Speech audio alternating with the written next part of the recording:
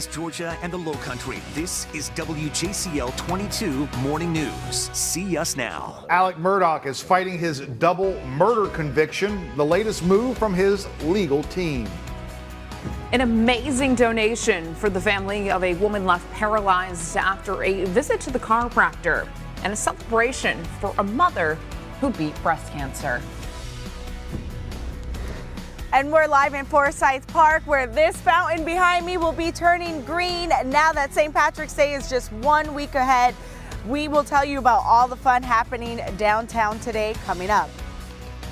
Happy Friday. We want to thank you so much for waking up with us right here on WJCL 22. Good morning. I'm Emma Hamilton. And I'm Frank Solkowski. Let's go ahead, get meteorologist Jonathan Myers in here now. And usually you're our lucky charm. I see we do have some green, though. Yeah, a lot of green on the map this morning, Frank. We'll see those on and off showers throughout the daytime, and as it will be a wet one if you're headed to the greening of the fountain. Definitely need to take that umbrella along with you, but we'll see some showers rolling through this morning. Starting the day off here at 6 o'clock, upper 50s, 63 at 9, upper 60s and low 70s will take you throughout the afternoon. You see that high chance of rain late morning up to about 3 or 4 o'clock. May even have a strong thunderstorm as well with some gusty winds, but the severe threat for today does look to be rather low. And there's all that green on the map this morning along and north of I-16, picking up some rain there in the low country from Hampton, Jasper, and Beaufort County. Some light rain just rolled through Hilton Head. Even Effingham County, Rincon, Springfield, also Sylvania and Pembroke is seeing a little light rain there in Bryan County. All of us will see some rain today, so just about any time today you may see a shower or two, and this afternoon could have a thunderstorm. Pleasant this weekend. Now, first part of the weekend will be dry, but here in less than 10 minutes, I'll track out that next chance of rain on Sunday.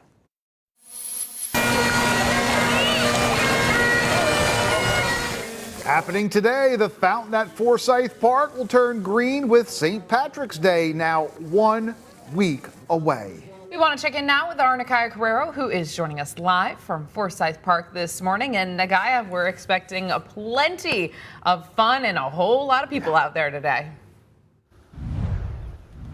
That's right, guys. Let me tell you something. The greening of the fountain behind me here at Forsyth Park really helps spread and kick off the St. Patrick's Day week-long celebration. And it may be empty right now, but coming up later, I know this place is going to be packed. Let's take a look at some of what's happening today. The greening of the fountain starts at noon, followed by the Celtic Festival, which starts this afternoon at 2 until 11. It'll feature Irish dance, a tug-of-war competition, live music, and so much more. And it's all leading up to the parade, which starts next Friday morning at 10:15. Last night, the city took time to honor grand marshals we lost over the years. It's a privilege and an honor to be part of, in the parade committee, to honor my grandfather. It's really something. This year's Grand Marshal George Schwartz accepted the parade permit from Mayor Van Johnson at yesterday's City Council meeting. Now, city officials will provide updates for those of you at home who are planning to come out downtown and celebrate St. Patrick's Day next week at the parade. So we'll have more of that here on WJCL, and of course, we'll be here all morning.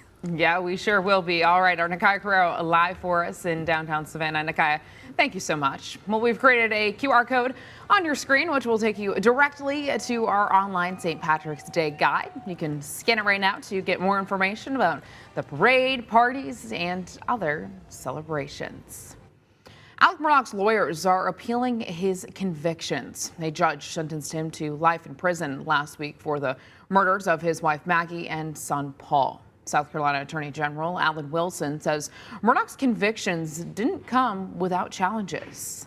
For me, the biggest challenge was convincing people that a man could do that to his wife and his son. This is a guy that, moments earlier, all appearances are all is well, and then all of a sudden brutally murdering them. The former attorney is also facing nearly 100 indictments related to financial crimes. This fight is not done with Cop City. Some people in Atlanta continue to protest against the expansion of a police training center. You're looking at new video of dozens of protesters in the streets last night for what they called a National Day of Action Against Police Terror. Back on Monday, police charged 23 folks with domestic terrorism after they said protesters threw Molotov cocktails and fireworks at officers at the facility. For months, protesters have camped out at the site trying to stop construction.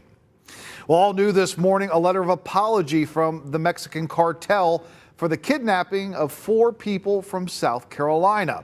And they've allegedly turned over the 5 suspects involved in the kidnapping and shooting death of 2 of those victims. The letter from the Gulf Cartel Scorpion Group apologized to the victims' families and the Mexican city where the incident happened and said those 5 people were operating outside of the cartel's rules. Well, Shaeed Woodard was one of the victims who died during that trip. His father spoke out about the tragedy yesterday, which would have been Woodward's 34th birthday. Yeah, he was my baby, you know, and for him to be taken from me like that, it was very, very hurtful. But I tried to make sense out of it and try to be strong about it. Now, authorities identified Zindell Brown as the other man who was killed. All new this morning, NASA says they've found an asteroid that could hit Earth in about 20 years. Now, thankfully, they say that there's a small chance that it could strike the planet on Valentine's Day in 2046.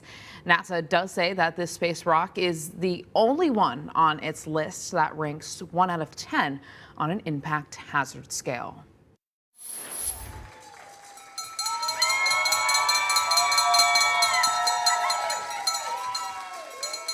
This morning, a woman is celebrating being cancer-free after battling breast cancer for nearly 6 months. Yesterday, Alexis Weldon rang that bell at Memorial Health to celebrate being cancer-free.